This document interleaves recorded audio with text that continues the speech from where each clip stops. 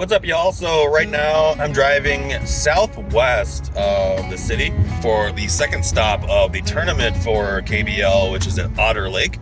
So I'm actually coming down, today's Thursday, so I'll have today to practice. I have all day tomorrow to practice too, although there's gonna be some rain and some thunderstorms coming in. Saturday morning may be a little rainy, but I don't know, it'll be a little interesting. I have a feeling that today is going to be a little bit different than tomorrow, and Saturday is going to be a little bit different from everything just because of the rain that's coming in. There's also a little bit of a cold front. So I'm actually hoping that the water is pretty warm and that, you know, the bass are doing some things up in the shallows, moving up, maybe even trying to start to make some beds. It's been about a full week above the 70s here in this location. Nights, been 5 nights above 50 degrees. So I'm hoping that water is in that good mid 60s, which means that, you know, the bass are gonna be pushing up shallow and they're gonna start really looking at beds. So yeah, we'll see. I got about another hour drive here. So go ahead and check into the camping spot for the next couple of days, which I'll take you along.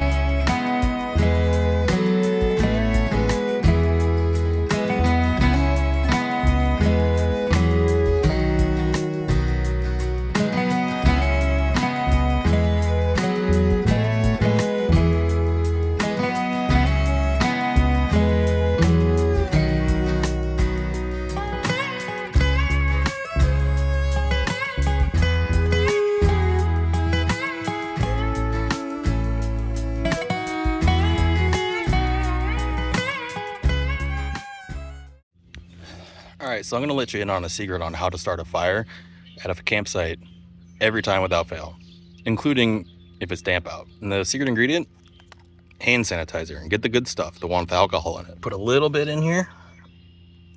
Gonna light it. And then the alcohol, go ahead and lights it up. Let's put some leaves in there, get it going. Hand sanitizer.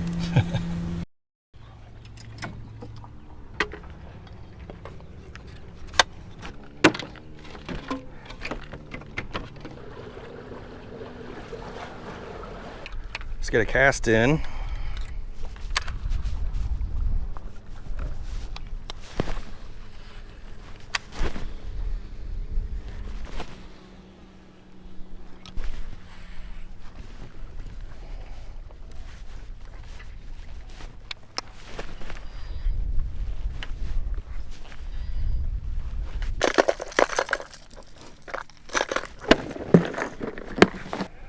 I'm out the points here, but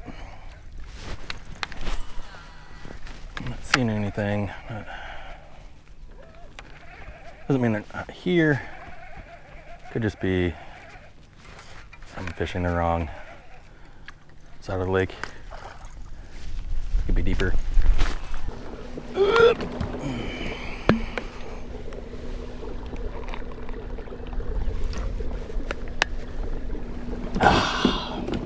Gotta stay hydrated while you're out here. All right, so I'm gonna try, so this looks like really good riprap here. I'm gonna try it out. I might go up and down this bank a little bit twice and then head down to where Nadir said that he had been looking. But definitely some riprap here. Looks like, you know what, I'm gonna try that riprap there. I always try to find differences in the bank.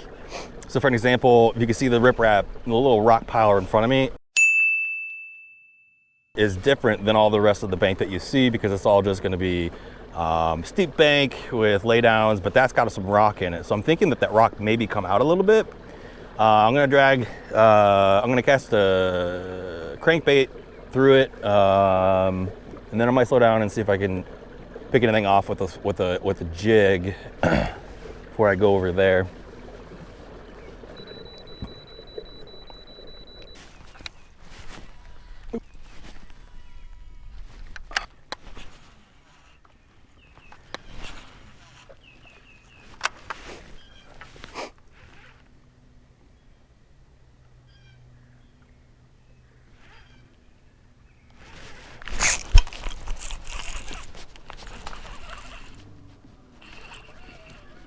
Oh, there's a good one.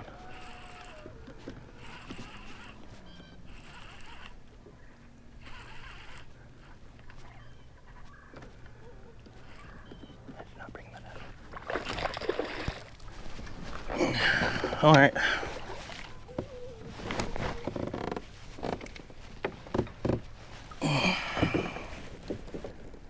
Okay. I'm on the bottom of the lip, interesting.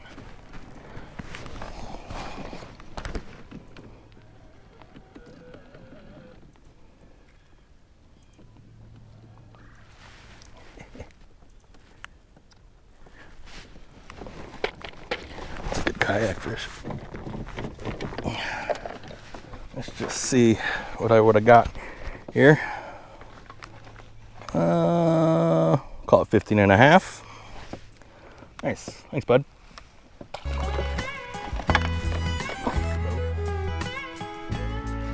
All right, well, that was good. So basically what I was fishing there was riprap along point, secondary point. So where I caught that other small one too was off the secondary point. So I'm kind of thinking maybe that's where they're gonna be, on secondary points. I don't think, and maybe they do, maybe they will in the morning, but because it is here, what, 2:30 in the afternoon, might just be at the mouth of the creeks where you can find some cover, get some deep area, because we're right now, we're pretty shallow actually. It's only 4 feet here. Could be an interesting spawning location maybe, because there is rock, hard bottom too. So this could be a good spot for them to come up and spawn. Right off of the main lake here.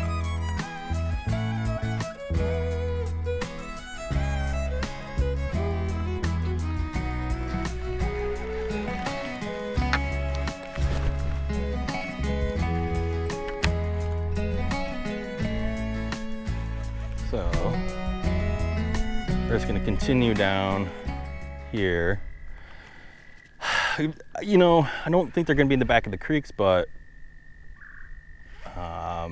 this is the west side, I guess. So I'm going to see if they're maybe got pushed back here a little bit. I really should be using like a jig or a search bait. But no one ever said I was the smartest. Switched to a swim jig, just using a Outcast Tackle swim jig here. Got it black and blue, paired up to Z-Man Goat. But yeah, I like the goats for really all of my jig trailers, swim jigs, finesse jigs. I just like the buoyancy in the bait, so it makes that the tail or whatever stick up when it's on the ground, and they're super tough, right?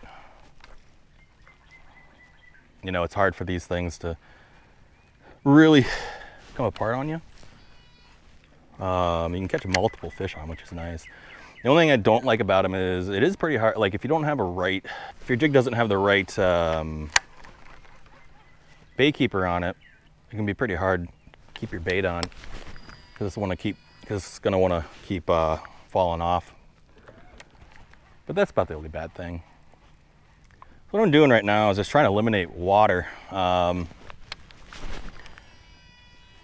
Just trying to see, you know, where are they? Where have they moved to? Yeah, I've seen some shallow, seen some deep. So yeah, basically what I want to do is just go down all the places where, you know, I would think there'd be fish, like on points.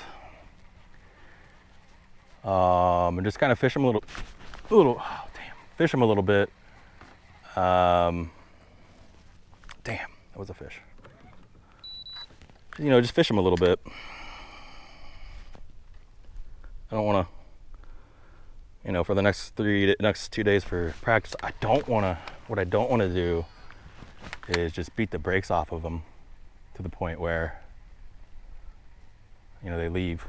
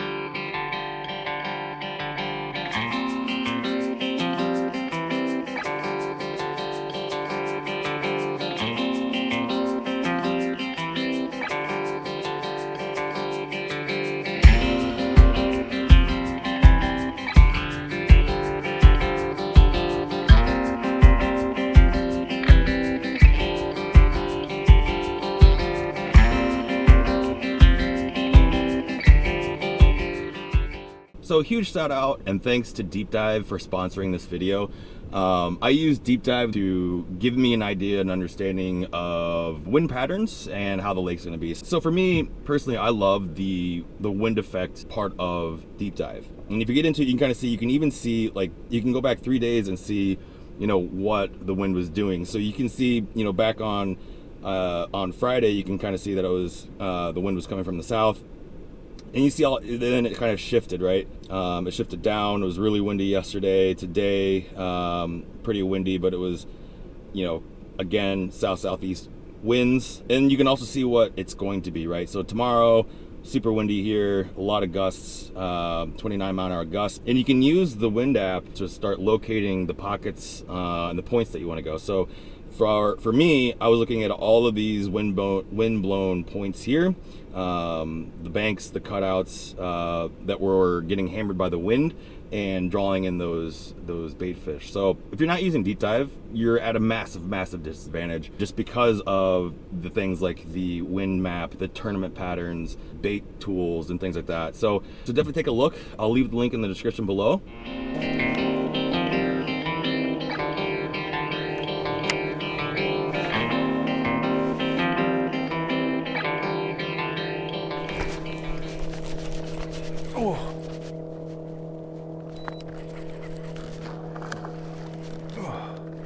That's a good one. Ooh.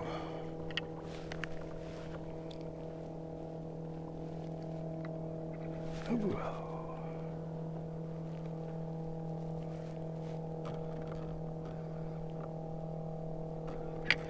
Ooh, come on.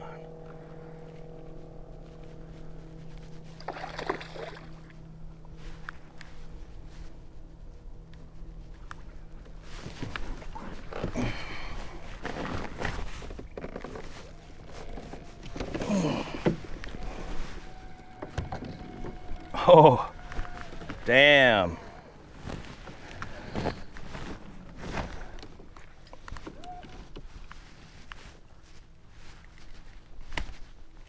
Oh. All right, let's see what this one would have been. Oh. 19 inches.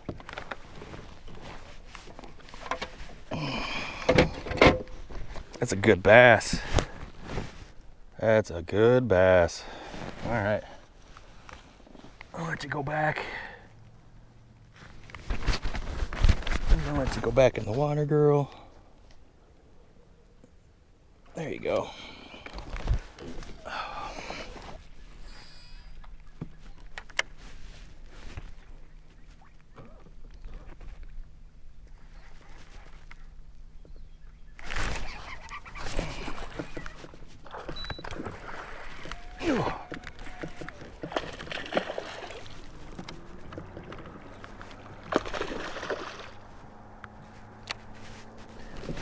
Is either a male or a female. Oh, damn.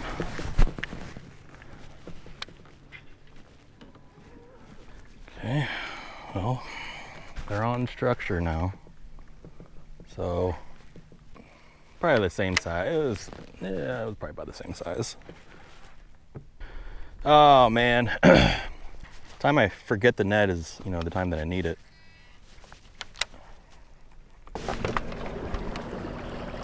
So that was actually a lot of fun. Just kind of figuring them out. Caught them all on cover, so rock, trees, laydowns like that.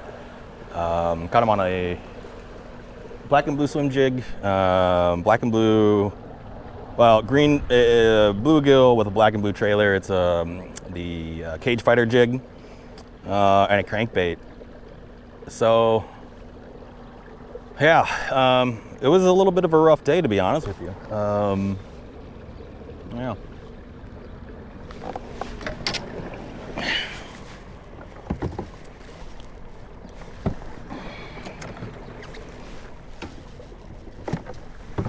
But, you know, still got tomorrow, Saturday as well for practice. So yeah, more to come.